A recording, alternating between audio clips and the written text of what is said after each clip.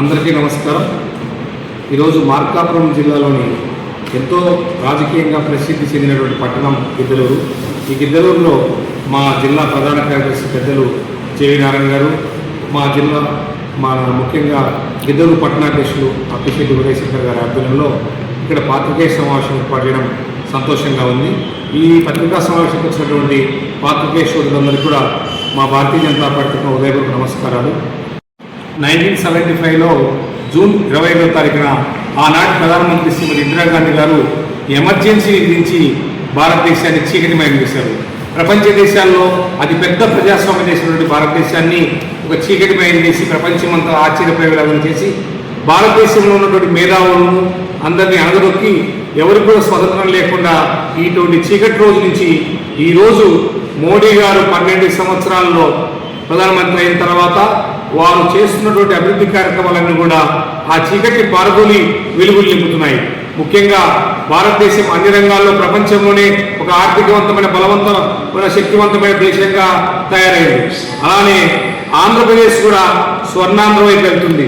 ఈరోజు ముఖ్యంగా కొత్తగా ఏర్పడినటువంటి మార్కాపురం జిల్లాలో మనం ఈ యొక్క మోడీ గారి పరిపాలనలో చూసినటువంటి వెలుగులు వెలుజిమ్ముతున్నాయని చెప్పడానికి మనకు ప్రత్యేకంగా మనకు మార్కాపురం కేంద్రంగా జిల్లా ఏర్పడడం, ముఖ్యంగా ఎప్పటి నుంచో పెండింగ్లో ఉన్నటువంటి పూల సుబ్బయ్య వెలుగొండ ప్రాజెక్టు త్వరలో పూర్తి కాబోతుంది. కృష్ణమ్మ జలాలు మన ఈ యొక్క పశ్చిమ ప్రకాశంలో పారి అలానే నెల్లూరు జిల్లాలో ఉదయగిరి, కడప జిల్లాలోని కూర్మావిల్ల బద్వేలు ప్రాంతాల ద్వారా 32 మండలాల్లో సుమారుగా 4 లక్షల ఎకరాలకి 20 లక్షల మందికి సాగుకు అందించేటువంటి బృహత్తరమైన ప్రాజెక్టు మన త్వరలో పూర్తి కాబోతుంది. దానికి సంబంధించి ముఖ్యమంత్రి గారు 2 రోజుల్లో రాబోతున్నారు. ఏదైతే రైతులకు కూడా చెక్లు అందించబోతున్నారు. అలానే ఈ వెనకబడినటువంటి మార్కాపురం జిల్లాను హార్టికల్చర్ హబ్గా చేయబోతున్నారు. భవిష్యత్తులో మరో 7-8 సంవత్సరాల్లో 1,00,000 కోట్ల రూపాయలు బెనిఫిట్ వచ్చే విధంగా రైతులకు ఉద్యానవన పంటలన్నీ వేయడం వలన ఇక్కడ రైతులకు చాలా మేలు జరుగుతుంది. అలానే ఇప్పుడు మొన్న ఏర్పాటు చేసినటువంటి ఎంఎస్ఎంఈ పార్కులు, జిల్లాలోని అన్ని ప్రాంతాల్లో ఎంఎస్ఎంఈ పార్కులు, అలానే భవిష్యత్తులో ఒక విశ్వవిద్యాలయాన్ని, వ్యవసాయ విశ్వవిద్యాలయాన్ని ఈ ప్రాంతాల్లో ఏర్పాటు చేయమని చెప్పేసి అటు కేంద్ర ప్రభుత్వానికి, రాష్ట్ర ప్రభుత్వానికి మా పార్టీతో విజ్ఞప్తి చేస్తున్నాం. అంటే ఆ రోజు చీకటిలో ఎంత నలిగిపోయామో, ఎంత విసిగిపోయామో, ఎంత ఇబ్బంది పడ్డారో అవన్నీ పారదోలి ఈరోజు గౌరవ ప్రధానమంత్రి గారు 12 సంవత్సరాల పాలనలో భారతదేశం వికసిత భారత్ వైపు వెళ్తుంది. చిట్ట చివరి వ్యక్తికి మన జిల్లాలోనే అత్యంత వెనకబడ్డ ప్రాంతం పాలుట్ల, ఎర్రవడపాలెం మండలంలో పాలుట్ల గ్రామం చివరి గ్రామం. అక్కడ నుండి చివరి గిరిజనుడికి కూడా మా ప్రభుత్వం యొక్క ఫలాలు చేరుతున్నాయి. అదే మోడీ గారి యొక్క లక్ష్యం, అదే వికసిత భారత్. ఆ విధంగా అన్ని రంగాల్లో ఒక చెంచులు, యానాదులను కూడా ఈ యొక్క వికసిత భారత్ తీసుకెళ్తున్నాం. మహిళల కోసం ప్రత్యేకంగా మహిళా రిజర్వేషన్ పెట్టి వారికి సంపూర్ణమైనటువంటి స్వేచ్ఛను, మహిళలను ముందుంచి ప్రపంచంలో భారతదేశం యొక్క శక్తి సామర్థ్యాలను ప్రపంచానికి సాక్షి చెప్పినటువంటి సింధూర్ ఆపరేషన్ చూశాం. ఆ విధంగా ఏ సంఘటన చూసినా భారతదేశం చీకటి నుంచి వెలుగు వైపు ప్రయాణిస్తూ చెప్పడానికి గర్వపడుతున్నాం.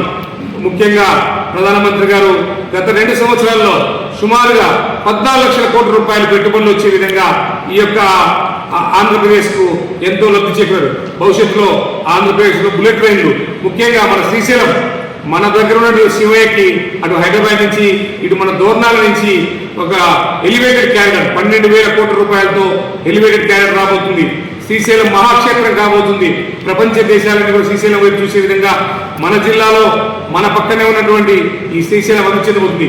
ఏ రంగంలో తీసుకున్నా, అటు వ్యవసాయ రంగం కావచ్చు, విద్యార్థులకు మేలు చేసి రావచ్చు, మహిళలు కావచ్చు, వృద్ధులకు కావచ్చు, చంటి పిల్లవాడి దగ్గర నుంచి, అమ్మ గర్భంలో ఉన్నటువంటి ఒక శిశువు దగ్గర నుంచి పండు ముసలి వైపు భారతదేశం అన్ని రంగాల్లో కూడా ముందుకెళ్తుంది.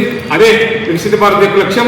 ఈ 12 సంవత్సరాల్లో మోడీ గారు చేసిన పరిపాలన ఈ భారతదేశంలో అన్ని రకాల కరువు, దారిద్ర్యము అన్ని తొలగిపోయి యువతకు ఉపాధి వైపు, మహిళలకు స్వయం సమృద్ధి వైపు అన్ని రంగాల్లో వెనకబడినటువంటి ఒక మన గిరిజన మహిళను ఒక రాష్ట్రపతి అమ్మను ద్రౌపది ముర్ము గారిని రాష్ట్రపతిని చేసుకోవడం, అలా చూస్తే ప్రతి రంగంలో ప్రతి వ్యక్తికి ఉపయోగపడే విధంగా 140 కోట్ల భారతీయుల్ని డెవలప్ చేయడమే వికసిత భారత్ యొక్క లక్ష్యం.